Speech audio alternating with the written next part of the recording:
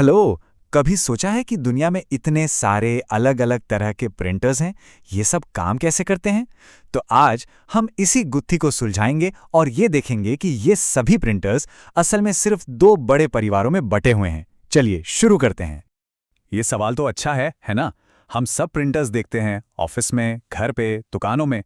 पर क्या कभी ये सोचा है कि इन सब का काम करने का तरीका एक ही है? तो इसका जवाब है नहीं, बिल्कुल नहीं। हाँ, बिल्कुल सही सुना। ये जो प्रिंटिंग की इतनी बड़ी दुनिया है ना, जिसमें ढेरों अलग अलग टेक्नोलॉजीज हैं, वो असल में सिर्फ दो मेन टेक्नोलॉजीज पर टिकी हुई है। और बस यही वो चाबी है जो प्रिंटर्स की पूरी पहेली को सुलझा देती है। और यहीं से हमारी कहानी शुरू होती है। देखिए, ये बात सिर्फ अलग अलग ब्रांड्स या मॉडल्स की नहीं है। ये कहानी है प्रिंटिंग टेक्नोलॉजी के एक बुनियादी बंटवारे की। एक ऐसा बंटवारा जो हर उस डिवाइस को डिफाइन करता है जिससे हम प्रिंट निकालते हैं। तो ये पूरा खेल बस एक चीज पर टिका है, फिजिकल कांटेक्ट।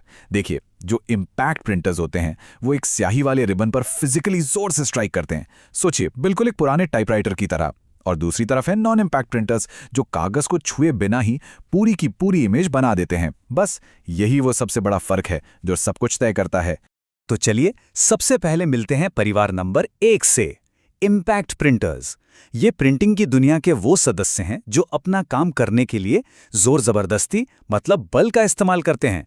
तो जैसा कि नाम से ही पता चल रहा है, इम्पैक्ट मतलब टक्कर या प्रहार। ये प्रिंटर सचमुच एक छोटे से हथौड़े की तरह काम करते हैं। वो स्याही वाले रिबन पर चोट करते हैं और बस स्याही कागज पर छप जाती है। हाँ, ये टेक्नोलॉजी पुरानी जरूर है, लेकिन कमाल की बात यह है कि यह अविश्वसनीय रूप से टिकाऊ है। इसका सबसे क्लासिक उदाहरण है डॉट मैट्रिक्स प्रिंटर।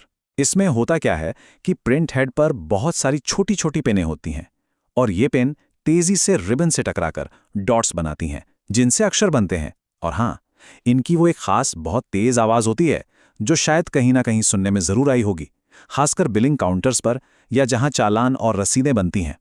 अगला उदाहरण है डेजी व्हील प्रिंटर। अब जरा इसकी कल्पना कीजिए, एक घूमने वाला पहिया जिस पर गुलबहार के फूल की पंखुड़ियों की तरह सारे अक्षर लगे हुए हैं।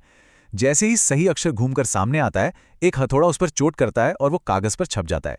इससे क्वालिटी तो एकदम टाइपराइटर जैसी मिलती थी, लेकिन ये बहुत स्लो थे और अब इनका इस्तेमाल लगभग बंद हो गया है। और इस परिवार का तीसरा सदस्य है लाइन प्रिंटर। जैसा इसका नाम है वैसा ही इसका काम है। ये एक एक कैरेक्टर नहीं बल्कि एक बार में पूरी की पूरी लाइन प्रिंट कर देता है। इसी वजह से ये बहुत ज्यादा तेज होता है और उन जगहों के लिए परफेक्ट है जहां भारी मात्रा में प्रिंटिंग करनी हो, जैसे कि बड़े बड़े डेटा सेंटर्स। तो एक बार फिर से देख लें, इस पहले परिवार में तीन मेन सदस्य हैं, डॉट मैट्रिक्स, डेजी व्हील और लाइन प्रिंटर। और इन सब में एक बात कॉमन है, ये सभी स्याही को कागज पर छापने के लिए फिजिकल कांटेक्ट का इस्तेमाल करते हैं। चलिए, अब बारी है दूसरे परिवार की, नॉन इम्पैक्ट प्रिंटर्स। ये हैं प्रिंटिंग की दुनिया के आधुनिक, शांत और कह सकते हैं ज्यादा नजाकत वाले सदस्य। इम्पैक्ट प्रिंटर्स के बिल्कुल उलट, ये प्रिंटर्स कागज के साथ कोई सीधा फिजिकल कांटेक्ट नहीं करते। ये स्याही का छिड़काव करते हैं, गर्मी का इस्तेमाल करते हैं या टोनर पाउडर को पिघलाकर कागज पर चिपका देते हैं। मतलब कोई हथौड़ा नहीं, कोई जोर जबरदस्ती नहीं। इसका सबसे जाना पहचाना उदाहरण है इंकजेट प्रिंटर, जो शायद हम में से कई लोगों के घर पर भी होगा। ये करता क्या है कि कागज पर स्याही की बहुत ही छोटी छोटी बूंदों का छिड़काव करके इमेज बनाता है। और यही वजह है कि ये तस्वीरें और रंगीन डॉक्यूमेंट्स प्रिंट करने के लिए बहुत बढ़िया होते हैं, क्योंकि ये कलर्स को बड़ी आसानी से मिक्स कर सकते हैं। और फिर आता है लेजर प्रिंटर। इसकी टेक्नोलॉजी थोड़ी अलग है। ये एक लेजर बीम से ड्रम पर एक स्टैटिक इलेक्ट्रिक इमेज बनाता है। फिर ये इमेज टोनर यानी एक पाउडर वाली स्याही को अपनी तरफ खींचती है और आखिर में गर्मी से उस टोनर को कागज पर फ्यूज कर दिया जाता है, मतलब चिपका दिया जाता है। ऑफिस के लिए ये एकदम परफेक्ट होते हैं क्योंकि ये बहुत तेज होते हैं और टेक्स्ट प्रिंट करने में इनका कोई जवाब नहीं। लेकिन रुकिए, कहानी यहीं खत्म नहीं होती। इस परिवार में कुछ और भी खास सदस्य हैं जो शायद उतने कॉमन नहीं हैं, लेकिन हैं बड़े काम के। इनमें आते हैं ड्रम प्रिंटर, इलेक्ट्रो प्रिंटर और इलेक्ट्रोस्टैटिक प्रिंटर जैसी टेक्नोलॉजीज। भले ही उतने आम नहीं हैं, पर ये सभी काज खास तरह के कामों के लिए इस्तेमाल होते हैं।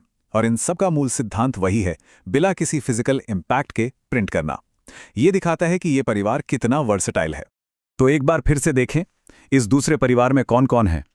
इंकजेट, लेज़र, ड्रम, इलेक्ट्रो और इलेक्ट्रोस्टैटिक प्रिंटर।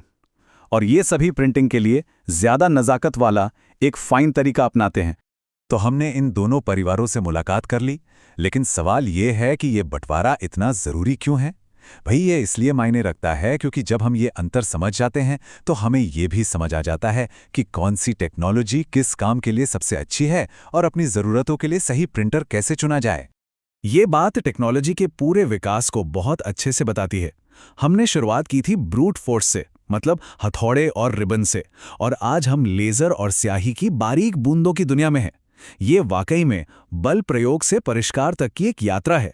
तो कुल मिला के बात यह है, आज की सबसे बड़ी सीख यही है कि अगर बस ये एक अंतर समझ आ जाए कि प्रिंटर कागज को फिजिकली टच करता है या नहीं, तो दुनिया का कोई भी प्रिंटर सामने आ जाए उसे आसानी से क्लासिफाई किया जा सकता है। ये सब कुछ एकदम आसान बना देता है। और जाते जाते एक सवाल, भविष्य में क्या होगा? क्या नॉन इम्पैक्ट टेक्नोलॉजी इतनी आगे निकल जाएगी कि इम्पैक्ट प्रिंटर्स पूरी तरह से गायब हो जाएंगे, या फिर उनकी जो मजबूती और टिकाऊपन है वो हमेशा उनकी जगह बनाए रखेगी?